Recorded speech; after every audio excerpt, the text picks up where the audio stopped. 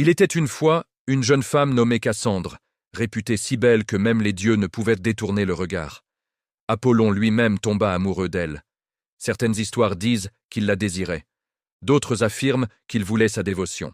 Dans tous les cas, il lui fit une offre qu'aucune mortelle ne pouvait refuser. Il lui accorda le don de prophétie. Comme beaucoup de penseurs profonds aujourd'hui, Cassandre pouvait sentir ce qui allait arriver bien avant que quiconque autour d'elle ne le remarque. Elle ne se contentait pas de réagir aux événements. Elle reconnaissait les schémas qui se formaient sous la surface. Elle voyait les désastres avant qu'ils ne se produisent, les trahisons cachées derrière les sourires. Puis elle prédisait la chute d'une civilisation entière pendant que ses dirigeants se moquaient d'elle et la traitèrent de folle. Mais Cassandre refusa Apollon, et les dieux ne prennent pas le rejet à la légère. Incapable de reprendre le don qu'il lui avait déjà accordé, Apollon le déforma à la place. Il maudit Cassandre afin qu'elle voie toujours l'avenir et le dise à tout le monde, mais que personne ne la croie jamais. Ses visions seraient parfaites, mais ses avertissements toujours ignorés.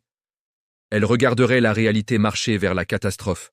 Elle resterait perdue dans ses pensées les plus sombres et profondes. Si tu aimes ce genre de contenu introspectif et philosophique, abonne-toi à la chaîne Au-delà du voile, like, partage et commente la vidéo. Savoir plus que les autres peut souvent ressembler à une bénédiction et à une malédiction, un don et un fardeau. Tu remarques des schémas que les autres négligent. Tu identifies des problèmes bien avant qu'ils ne soient non reconnus. Pourtant, lentement et discrètement, ton esprit se fait écraser sous le poids de vérités qu'il n'a aucun moyen de résoudre. Voici la psychologie déprimante des penseurs profonds. La vie, avant d'être comprise, est faite pour être vécue. Ce n'est pas seulement une théorie à résoudre, mais une expérience à vivre. Quand un enfant apprend à marcher, il ne consulte pas la philosophie. Il n'a pas besoin de Nietzsche pour dire ses premiers mots. Il trébuche et tombe. Il s'écorche le genou et pleure, puis se relève et recommence. C'est l'existence sous sa forme la plus brute. Mais en grandissant, quelque chose en nous change. L'expérience seule ne suffit plus. La prise de conscience commence à ressembler à la réponse. Si tu planifies à l'avance, tu évites les erreurs. Lentement, la pensée commence à ressembler à un raccourci, un code triche pour la vie. Mais finalement, tu franchis un seuil où la pensée ne soutient plus l'expérience et commence à la remplacer entièrement. Friedrich Nietzsche a suggéré que la douleur profonde crée de la profondeur. Chaque chute enseigne la valeur de l'équilibre. Certaines leçons ne peuvent pas être raisonnées en existence. Elles doivent être ressenties par l'expérience. Pourtant, l'esprit profondément introspectif résiste à cette idée. Si penser aide un peu, pourquoi penser n'aiderait-il pas encore plus? Pourquoi risquer le chaos de l'expérience vécue quand tu peux simuler chaque résultat en sécurité dans ta tête? Et beaucoup suivent ce chemin. Moi aussi, parfois. Et nous tombons tous sur le même problème. Ça s'appelle la métacognition. Une personne qui pense tout le temps n'a rien d'autre à penser que des pensées. Alors, elle perd le contact avec la réalité. Elle vit dans un monde d'illusions. C'était Alan Watts. Au début, penser ressemble à une amélioration. Tu ne penses plus simplement, tu penses à ta pensée. Tu t'observes en train d'observer, tu regardes les schémas se former, et ça crée une montée enivrante de clarté, un sentiment d'élévation intellectuelle. Comme Cassandre, voyant l'avenir pendant que les autres dorment. Mais ça a un coût. Et il y a deux sortes de pensées. Il y a la réflexion et la rumination. La réflexion va vers une résolution, tandis que la rumination boucle sans but final. Malheureusement, la plupart des penseurs profonds finissent dans la rumination. Et je sais que j'en suis souvent coupable aussi. Ils pensent à pourquoi ils pensent de la façon dont ils pensent. Ils dissèquent l'origine de chaque pensée, chaque sentiment, chaque impulsion, remontant chaque émotion à sa racine psychologique. Et au début, ça semble libérateur, mais finalement, voir l'avenir sans pouvoir y faire quoi que ce soit devient un piège. Parce qu'il n'y a pas de résolution satisfaisante, et c'est juste un flux constant de tristesse. Imagine quelqu'un qui a passé toute son enfance à être obéissant. Quand il brise enfin ce moule, il se tourne naturellement vers l'intérieur, examinant chaque habitude et tendance. Prends les gens qui cherchent à plaire, par exemple. S'ils remarquent ce schéma, Des actes de correction semblent satisfaisants. Mais finalement, ça devient une pulsion qu'il ne contrôle pas. Un moment gênant passé à tenir la porte ouverte une seconde de trop. Peut ruiner leur soirée avec des rediffusions constantes de pourquoi ils n'auraient pas dû ou ce qu'ils auraient pu changer. Et voici la chose sur la conscience. Elle devient dangereusement nocive quand il n'y a pas de bouton d'arrêt. L'esprit développe sa propre seconde couche qui observe la première couche et finalement c'est une boucle sans fin, où aucune couche ne se repose, et c'est comme ça que tu passes des nuits à rejouer chaque silence gênant. Ce comportement s'appelle aussi la pensée récursive, et ça explique pourquoi la conscience de soi tend à spiraler au lieu de stabiliser. Il y a une raison pour laquelle cette spirale ne semble pas problématique au début. L'insight fait du bien. Quand l'esprit connecte enfin des pièces éparpillées d'informations, il y a un sursaut discret de soulagement, un moment « aha ». Le sentiment soudain que le chaos a été dompté et que quelque chose de caché a été mis en lumière. Et surtout, c'est toi qui l'as fait. Ton cerveau récompense ça lourdement parce qu'il ne distingue pas entre résoudre un problème du monde réel et un problème conceptuel. Les deux actions libèrent la même réponse physiologique. Pour l'esprit, l'insight, c'est du progrès, même si rien dans ta vie n'a changé. Et c'est là que les penseurs profonds se coincent. La psychologie reconnaît cette tendance à travers un réseau appelé le réseau en mode par défaut. Il est surtout actif quand tu te reposes, rêves éveillés, ou que tu n'es pas vraiment concentré sur le monde extérieur. Pense à l'école, ce cours de fin d'après-midi où ton corps était présent, mais ton esprit avait déjà dérivé ailleurs. Eh bien, c'est ton DMN qui prend le dessus. Pour la plupart des gens, le DMN ne se produit qu'à certains moments. Pour les penseurs profonds, il ne se tait jamais. Un DMN suractif garde l'attention complètement tournée vers l'intérieur. Tu commences à vivre des menaces psychologiques, même sans danger physique. Tu te sens anxieux, sans savoir pourquoi. Triste, sans cause claire. Sur le qui-vive dans des moments totalement neutres. Évolutionnairement, ce système avait du sens. Il est là pour une raison. Après un incident proche, la réflexion nous aide à survivre et à éviter les situations similaires. Si nos ancêtres n'avaient pas pu apprendre de leurs erreurs, on ne serait probablement pas là à en discuter. Mais l'esprit moderne a transformé ce mécanisme de survie en boucle auto-entretenue. Et au centre de cette boucle, il y a l'insight. Chaque réalisation donne l'impression de se rapprocher de la paix, de la clarté, de enfin se comprendre assez pour se reposer. Mais si tu regardes cette vidéo, il y a de fortes chances que tu saches ça aussi. Ce repos ne vient jamais. La question suivante arrive. Un autre schéma émerge, et une autre couche se révèle. Comme un corbeau obsédé par la résolution de puzzles pour des friandises, l'esprit continue de chasser cette récompense d'insight. Tu peux passer des années à disséquer ton enfance, ton style d'attachement, tes traumatismes, tes schémas de pensée. Tu peux cartographier ton monde intérieur avec une précision stupéfiante, et pourtant, tu n'as fait aucun pas significatif en avant. C'est le danger discret de l'addiction à l'insight. La pensée devient un substitut à l'action. La compréhension remplace le mouvement. Dans la paume de ta main, tu as accès à plus de contenu d'auto-amélioration que tu ne pourrais en consommer en 1000 vies. Tous avec des théories différentes sur pourquoi tu es comme tu es. Même sur cette chaîne, on réfléchit souvent à pourquoi nos esprits forment certaines pensées. Comme si à un moment donné, la condition humaine allait faire assez sens pour que ton esprit se taise enfin et se repose. La vérité non dite, c'est que poser des questions crée souvent le même obstacle qui t'empêche d'agir. En questionnant les murs autour de toi, tu construis ta propre prison. Pour les penseurs profonds, le moment présent devient secondaire. Les moments gênants demandent de la pensée, mais ça ne veut pas dire qu'ils méritent de détourner chaque instant éveillé. Épargne-toi la douleur. C'est plutôt ton DMN qui refuse de se désengager. La plupart des gens filtrent naturellement les informations non pertinentes. C'est ce qui leur permet d'atteindre celui où la vie ressemble à un papillon battant des ailes, sentant chaque battement de tension dans l'air. C'est l'état de flow. Et si tu y as déjà été, c'est magnifique. Le flow est une mort temporaire de l'ego. La joie dans le flow émerge d'une absence de soi. À cet instant, tu disparais.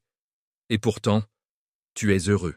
Peut-être pas heureux avec des sourires, mais heureux dans une assurance de soi qui n'a pas besoin de questionner sa propre existence. Pour atteindre cette sensation éthérée, tu dois trouver l'immersion dans le moment présent. Malheureusement, les penseurs profonds peinent à lâcher l'auto-observation. Juste au moment où tu vas ressentir un instant, tu trébuches. La conscience de soi s'active et ça gâche la magie. As-tu déjà vu un match de sport où un athlète s'effondre complètement? Peut-être un spectateur qui crie ou un arbitre qui siffle une faute injuste? Soudain, leur jeu devient inconstant. C'est comme si leurs membres étaient des nouilles et qu'ils ne contrôlaient plus rien. On appelle ça les yips dans le milieu. Qu'est-ce qui cloche chez l'athlète? C'est une perte de flot. Une partie de toi doit se faire assez confiance pour arrêter de s'accrocher. Je ne peux pas dire exactement ce que toi, en tant qu'individu regardant cette vidéo, dois lâcher.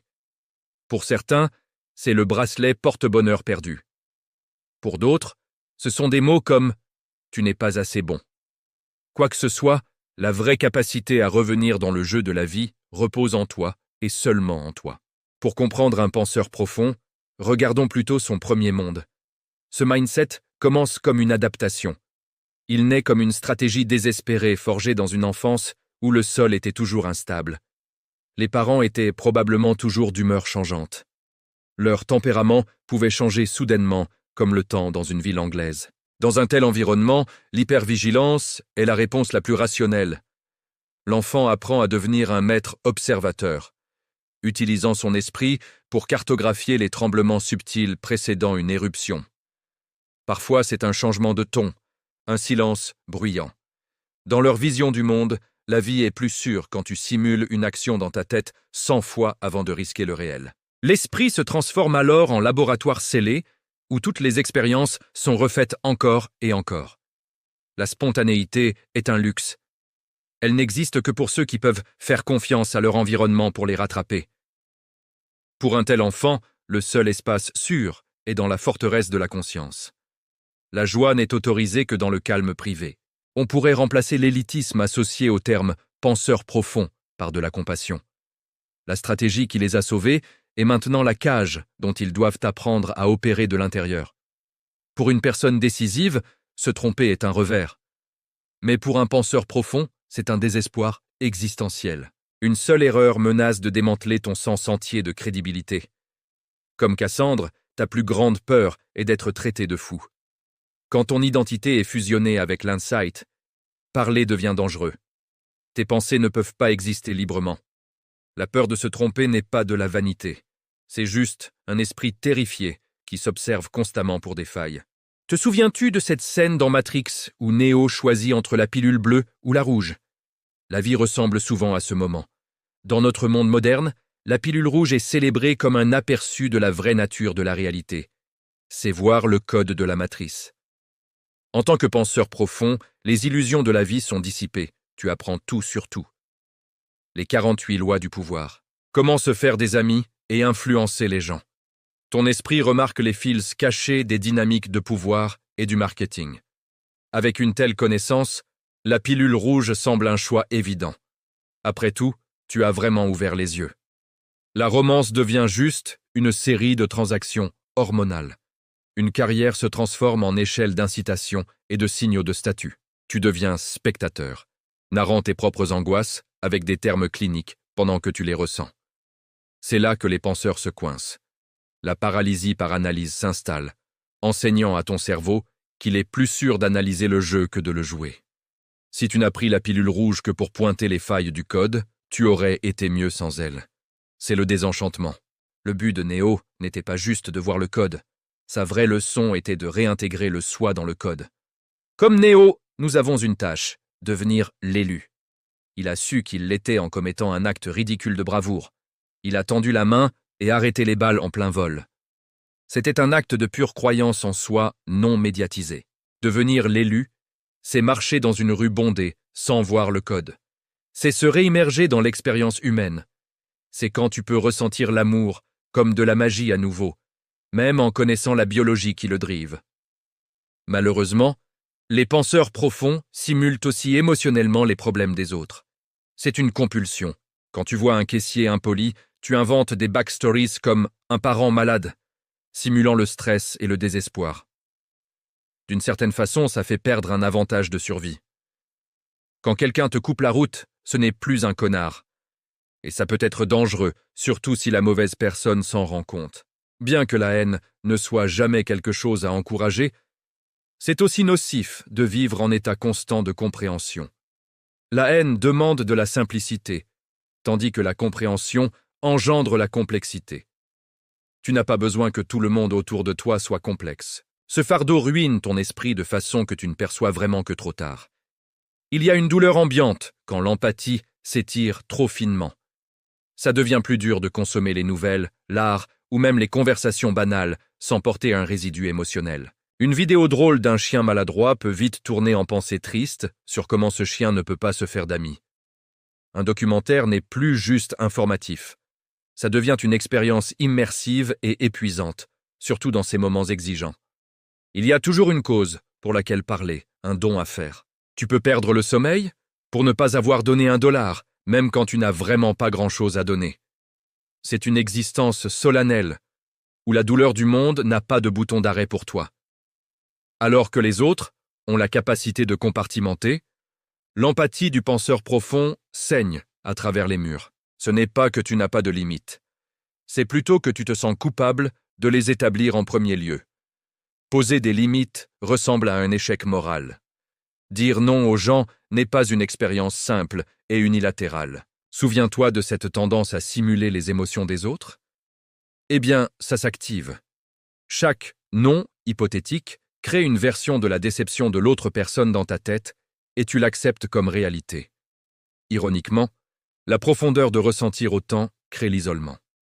Toute cette empathie ne te rapproche de personne. En fait, quand tu exprimes des raisons nuancées et compatissantes derrière les actions d'une personne nuisible, tu peux sembler excuser un mauvais comportement. En plus, en tant que personne qui génère une compassion infinie pour les mondes intérieurs des autres, il est probable que tu n'en aies plus pour toi-même. Tes propres besoins peuvent sembler simples, triviaux ou égoïstes face aux vastes structures de souffrance simulées autour de toi. Tu deviens un phare émotionnel, guidant fidèlement les autres tout en restant seul dans le froid toi-même. Alors, qu'est-ce que ça veut dire si ça te ressemble? Ça ne veut certainement pas dire que tu dois basculer l'interrupteur et devenir horrible avec le monde. Je ne pense pas que quiconque arrive à cette conclusion, mais si tu l'as fait, ce n'est pas ça. Il est important de creuser plus profond dans ce que ton comportement implique vraiment. Parfois, la conscience de soi n'est pas ce qu'elle semble. C'est plus un échappatoire. Cette surveillance inconfortable est enracinée dans un manque de confiance. Et explorons comment ça se manifeste. Creuser dans ton paysage mental intérieur, en tant que penseur profond, ressemble beaucoup à regarder ton reflet. Si tu regardes trop profondément, tu peux te perdre dans le reflet. Prends l'exemple de ceux qui ont vu le pire de la rumination sur soi. Il y a une version saine de l'introspection, celle où tu apprends constructivement de tes erreurs par l'auto-examen. C'est un processus focalisé et intentionnel qui mène à une nouvelle perspective. Et puis, il y a l'introspection pathologique, aka la rumination sur soi. Cette version sombre de l'introspection commence authentiquement. Imagine un panoptique, ces prisons où les gardes peuvent observer tous les détenus depuis une tour centrale. Ton esprit ressemble beaucoup à ça en mode autosurveillance. La facilité d'accès à chaque partie de toi te fait automatiquement sentir que fouiller est productif. Tu n'as plus d'expérience. Tu te regardes seulement avoir des expériences, et ça cause une fracture profonde en toi, divisant ton esprit en acteur et critique. Choisir une tenue, exprimer une opinion, faire une blague. Tout commence à ressembler à une scène sous les lumières fluorescentes froides du commentaire sur soi. Les émotions passent aussi au second plan. Ce niveau de changement est dangereux pour ta santé mentale. Chagrin, joie, colère, rien ne coule plus. Et pendant longtemps, tu te sens soit engourdi, soit confus. Quand quelque chose de triste arrive, ton esprit le tague comme tristesse et le range dans une bibliothèque de sentiments documentés. Pourtant, il reste là sans être traité. Pour un esprit plus sain, quand tu es triste, tu te laisses juste ressentir la tristesse. Mais pour l'esprit autosurveillant, tout est expliqué. Si tu rates un job, tu le ranges comme « je me sens mal parce que je ne pourrai pas payer le loyer ». Pourtant, au lieu de traverser l'émotion de panique, tu compartimentes froidement tout en cherchant des solutions alternatives. Bien sûr, tu as posé le bon diagnostic, mais le remède du ressenti pur et non médiatisé reste manqué. Il y a une sorte de supériorité inconsciente qui vient avec être un penseur profond. Tu regardes probablement cette vidéo en pensant « ce gars est plein de lui ». C'est une fierté qui coule dans l'humour plus vite que tu ne clignes. Ton désir d'être authentique est l'acte le plus performatif dans la pièce de ta vie. Tu ne vérifies pas vraiment si tu es vrai envers toi-même. Tu vérifies seulement si tu es vrai envers un concept de toi-même. Aussi contre-intuitif que ça paraisse, jouer la sécurité à 100% du temps ne te rend pas meilleur que la personne qui vit sans garde-fou. Avant même de faire des choix, tu simules une critique interne de chaque option possible. L'action est gelée par un audit sans fin. C'est la même énergie sans âme qu'on sent quand on voit un compte corporate sur les réseaux sociaux essayer d'être relatable. Ils mettent en évidence chaque risque possible, associé même aux messages les plus anodins. On le voit, tu le vois, le monde entier le voit. Le soi, tel que tu le connais, n'est pas une chose fixe. C'est une histoire que tu as construite à partir de données passées. Tu commences à performer le personnage d'une personne consciente de soi, mais en réalité, c'est moins une personne, plus un personnage. Inévitablement, tu ne changeras jamais vraiment parce que le changement brise le récit. Le sentiment constant de s'accrocher est un trait indéniable des penseurs profonds, signifiant parfois une présence dans les profondeurs de la dépression. Le système de surveillance a préparé un itinéraire pour ta vie.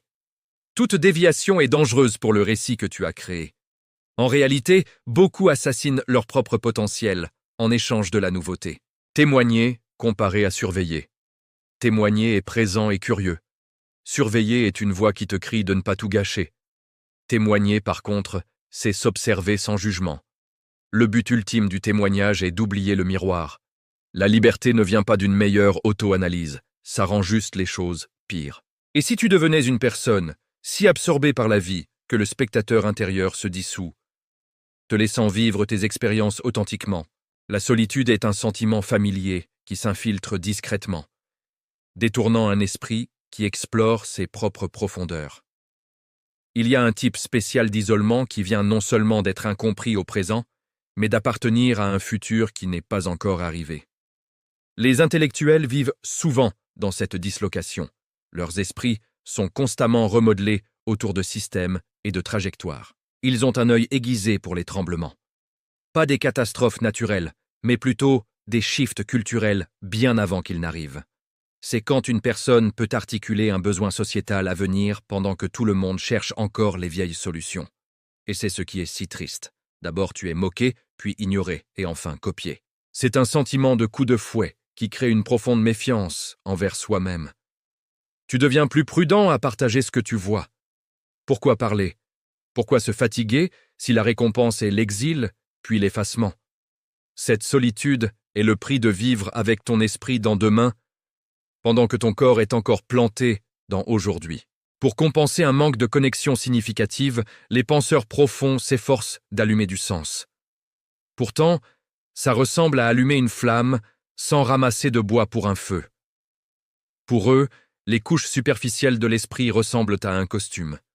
Quoi, small talk? Je ne fais pas de small talk. Ça ressemble à du comportement d'NPC. C'est juste quelques sourires faux, des rires et des conversations dont personne ne se soucie vraiment. Mais le monde est beaucoup moins prévisible et programmé que les penseurs profonds ne veulent l'admettre. Il y a des gens qui apprécient vraiment la chaleur légère de la communication sans engagement. Il y a un niveau d'intimité tact magnifique dans le banal. Voir un autre être humain sans avoir besoin de dénouer son âme. Pense à un pourvoyeur comme un père qui s'occupe constamment des besoins de tout le monde autour de lui. La pression peut être si forte qu'il ne se sent plus une vraie personne, juste un outil pour les besoins des autres. Il pourrait ne pas rejeter le fardeau. Au contraire, il le voit comme un devoir. Confronté à une conversation sur le sport ou la météo, il y a un niveau de gratitude qu'il apprécierait. C'est se rappeler que la simplicité du monde ne l'a pas abandonné pour ses devoirs. Le small talk est un rappel qu'il est aussi juste une autre personne traversant l'émotion de la vie. C'est ce que le penseur profond peine à saisir. Leur compulsion pour le sens les rend mauvais élèves de l'art doux. Les conversations superficielles les drainent parce qu'ils ne peuvent pas accéder aux formes plus simples de connexion. Pendant ce temps, les vraies conversations profondes sont rares. Ça résulte en un sentiment où ils sont désynchronisés. Le small talk n'est pas sur l'information, c'est sur la synchronisation. C'est signaler la sécurité avant la profondeur. Ce n'est pas que les penseurs profonds sont seuls, c'est qu'ils sont rarement rencontrés. Le récit « les gens ne me comprennent pas » s'effondre quand il y a un désalignement avec les formes fondamentales de connexion. Les dynamiques sociales modernes récompensent la certitude et le charisme. La profondeur est souvent en queue de peloton. On cherche la profondeur seulement quand d'autres traits de base sont aussi alignés. Dans un monde qui priorise les moments éblouissants, mener avec la profondeur semble inefficace, voire un échec. Prends les réunions de travail. Le penseur superficiel décisif parle en premier, offrant des solutions propres et infaillibles. Le penseur profond trace les conséquences et obstacles potentiels. Au moment d'arriver à une contre-proposition, la conversation a avancé. Son insight devient maintenant une interruption. La vitesse est récompensée et la prudence devient un obstacle. Pense à la viralité sur les réseaux sociaux. À quelle fréquence un commentaire nuancé devient un sujet chaud? Très rarement. Pour trouver du contenu avec de la profondeur, il faut vraiment travailler pour le chercher. Les algorithmes prospèrent avec des idées plus simples. C'est un reflet de où nous en sommes en tant que société. La certitude et l'extrême se propagent comme un feu de forêt. Ce sont des hits de dopamine propres d'accords vertueux et d'outrages vindicatifs. Vivre dans ce système engendre un type spécifique de frustration. Pourquoi ne voient-ils pas ce qui est si évident? Pendant que tu regardes des idées plus simples obtenir du crédit, le ressentiment grandit. Tout ce qui a été décrit jusqu'ici porte une conséquence inévitable. La dépression. Pas comme un effondrement dramatique, mais comme de l'épuisement. L'arrêt discret, qui suit un esprit forcé à tourner à pleine capacité sans repos. La dépression d'un penseur profond arrive lentement. Une marée grise de fatigue mentale déguisée en maturité.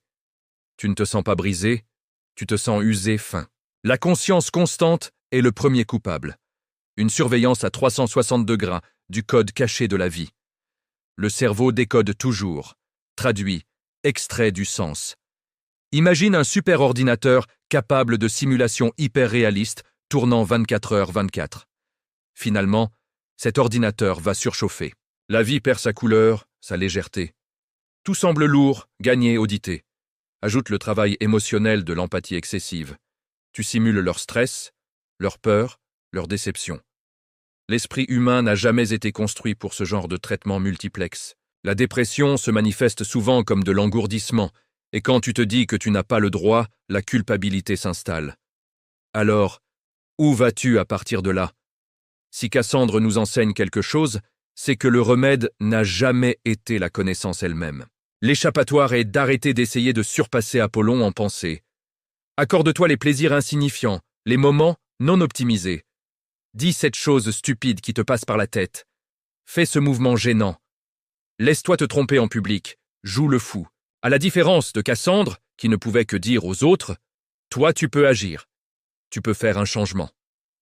Le remède n'est pas de voir moins, mais de comprendre que prendre action est bien mieux que de simplement voir. Être un penseur profond est une superpuissance. Utilise ce temps pour apprendre quelque chose de nouveau et devenir une meilleure version de toi-même. N'oublie pas de t'abonner à Au-delà du voile, de liker, de partager et de commenter pour soutenir la chaîne. Merci.